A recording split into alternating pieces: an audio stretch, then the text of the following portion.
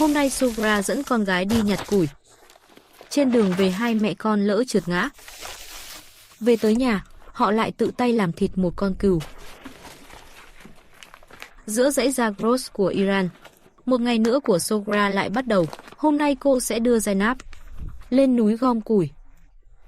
Đó là thứ không thể thiếu để đun nấu sưởi ấm. Thu xếp xong mọi thứ, hai mẹ con khoác bao vải lên đường.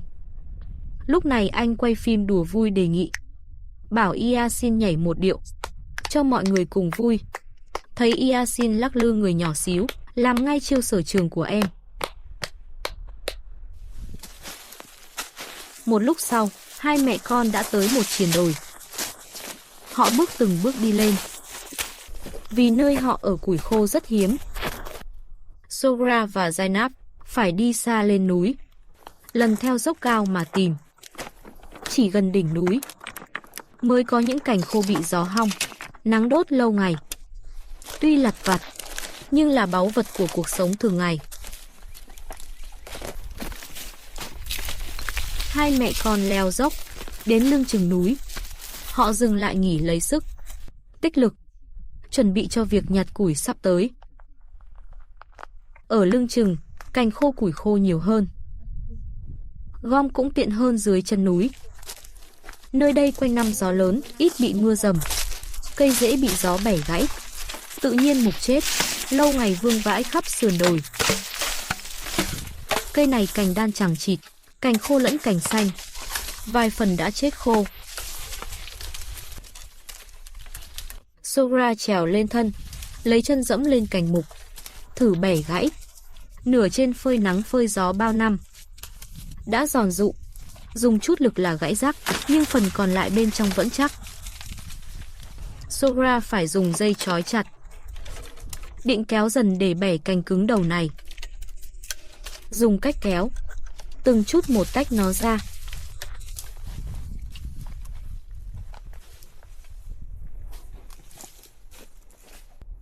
Hai mẹ con phối hợp, nhưng khúc gỗ rất chắc. Kéo, đạp thế nào cũng không nhúc nhích. Loay hoay một lúc, Zainab đành lấy cưa, nhẹ nhẹ cưa sát gốc cây. Mùn cưa rơi lả tả, cành mục lỏng dần, và cuối cùng bẻ được. Rồi. Sau đó Sogra ôm khúc gỗ nặng, dồn sức quăng mạnh xuống dốc, muốn làm nó vỡ thành mấy đoạn. Lát nữa xuống gom lại bó mang về.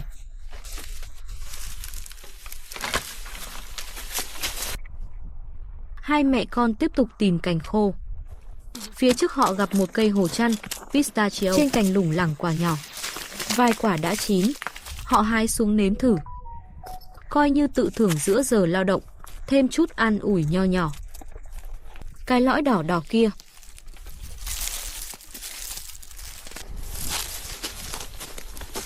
Đi thêm không xa, hai mẹ con lại thấy một khúc gỗ mục lớn, không biết phơi nắng phơi gió bao năm. Bề mặt nứt rạn, vằn vệt khô xác, chỉ cần dùng chút lực là bẻ được.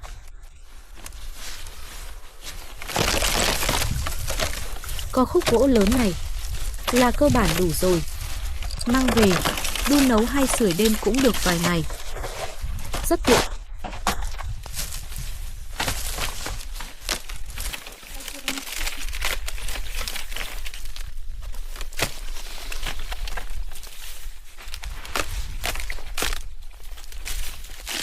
Hai mẹ con nhanh tay bẻ nhỏ từng đoạn, ném hết xuống sườn dốc.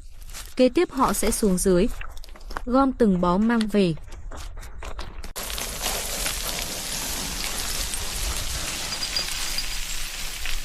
Tìm củi là công việc vừa mệt vừa tiềm ẩn nguy hiểm. Nhưng với dân du mục miền núi, đó là thực tế hàng ngày. Không có củi, không có khói bếp, không có cơm nóng, cũng chẳng có đống lửa xua lạnh ban đêm.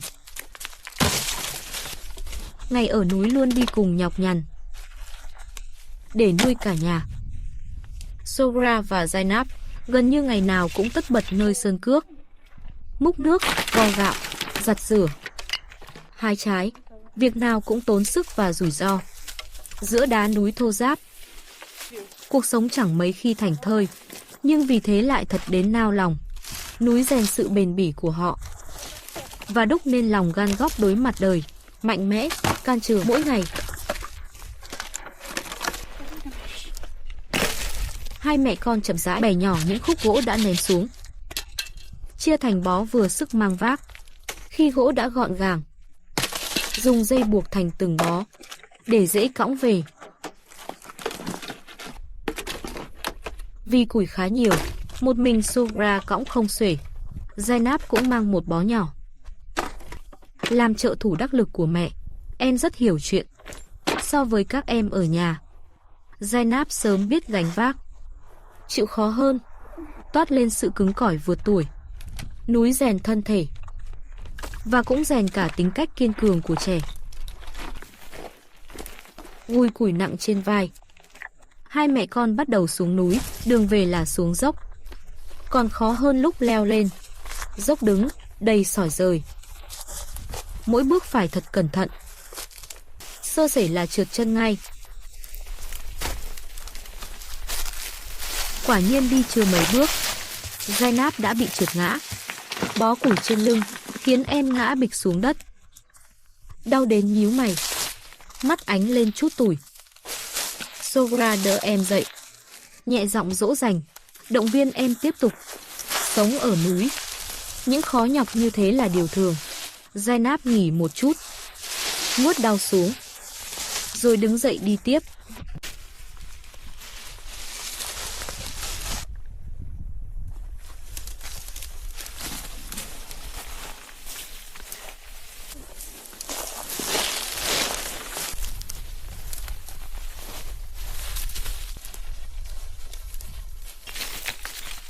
Cẩn thận men theo đường dốc.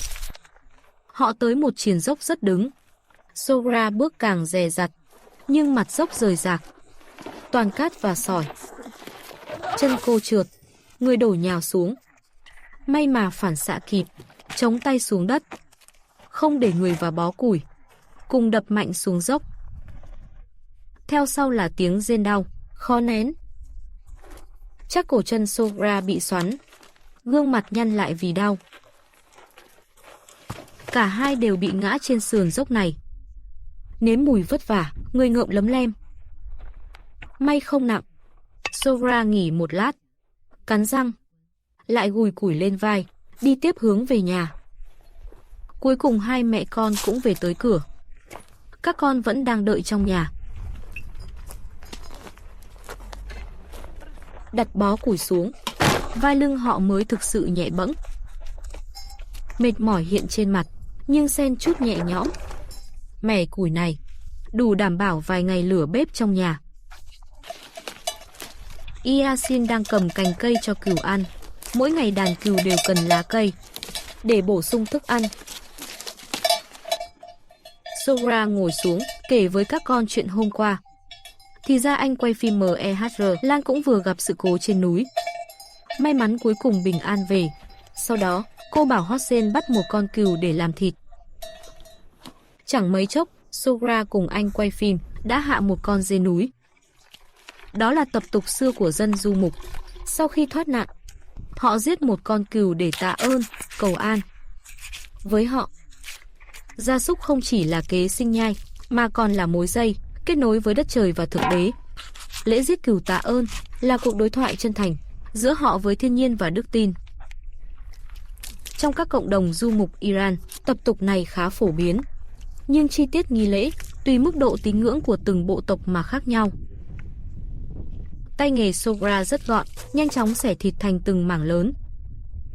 Tiếp đó cô lại chia nhỏ để tiện nướng. Bữa trưa hôm nay sẽ là thịt cừu nướng tươi ngon, một bữa tiệc hiếm hoi nơi sơn cước, và là cách họ mừng bình an, mừng đời sống một cách trực tiếp nhất cho cả nhà.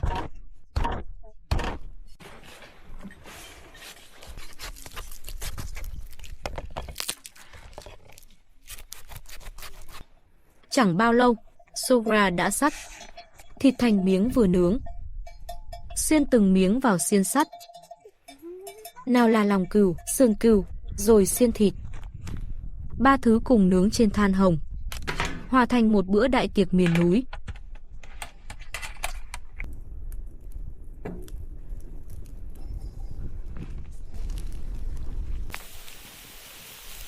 Nướng dần dần.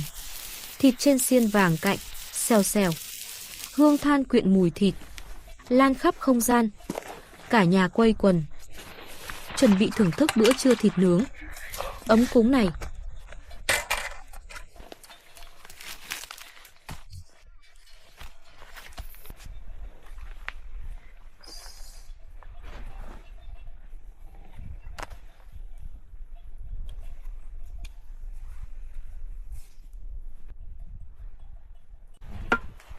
Ăn xong, Sogra đặt những chiếc đùi cừu lên mâm, dặn Zainab mang sang chia cho hàng xóm,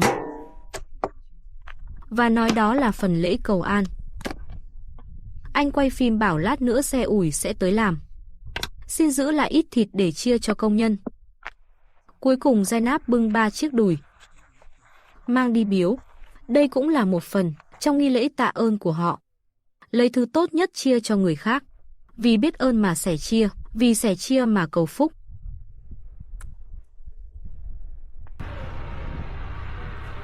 Chẳng bao lâu, tiếng gầm vang vọng khắp thung lũng. Xe ủi tiến vào bãi trại. Đó là trợ thủ mà nhà Sogra vừa liên hệ được. Cô nhờ bác tài xe ủi săn phẳng một khu phía trước. Chỗ ấy lổn nhổn đá răm, gồ ghề, đi lại cũng khó. Huống chi là dựng chỗ ở, phải săn phẳng mới căng lều, ở mới êm. Bác tài theo vệt, Sogra đã đánh dấu mà đẩy dần về trước. Mặt đất vốn lộn xộn, được gạt sạch từng nhát. Đá sỏi dồn một phía, dần mở ra một khoảng đất phẳng.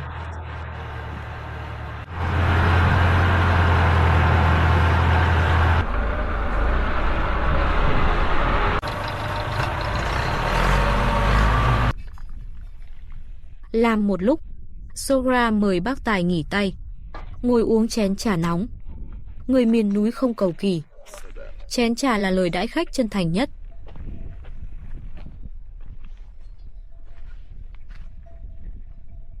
Nghỉ chốc lát, bác tài lại leo lên cabin tiếp tục. Đừng tưởng khu đất nhỏ, săn hết đá răm lổn nhổn lại là việc tốn công, mất thời gian, không hề nhẹ.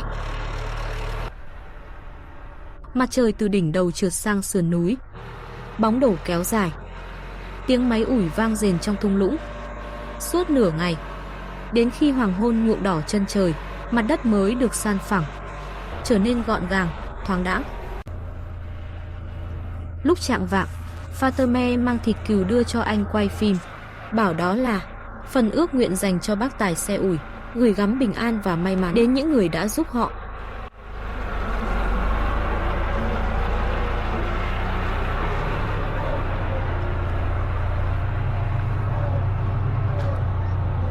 Cảm ơn các bạn đã xem hết video. Nếu thấy hay hãy like, subscribe kênh để mình có động lực ra thêm nhiều video hơn nữa nhé.